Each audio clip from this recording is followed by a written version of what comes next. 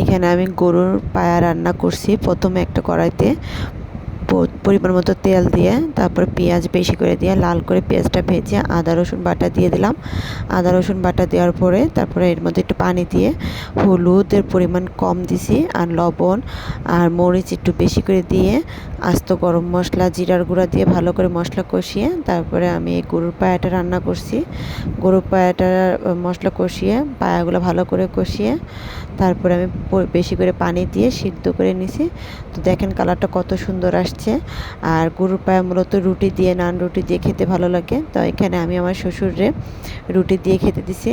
তো পেঁয়াজ, এর সাথে পেঁয়াজ ব্রেস্তা করে নিছি, লেবু, আদা কুচি, কাঁচামরিচ কুচি সব কিছু দিয়ে তারপরে আমরা সবাই মজা করে খাইছি। তো আমি মূলত পরোটা দিয়ে খাইছি, আর আমার শাশুড়ি, আমার ছেলে এরা নান রুটিতে খাইছে। তো ভালোই লাগছে খেতে। তো গরুর পায়া বা নেহারি কার কার ভালো লাগে অবশ্যই কমেন্ট করে জানাবেন। ভালো থাকবেন। আল্লাহ হাফেজ।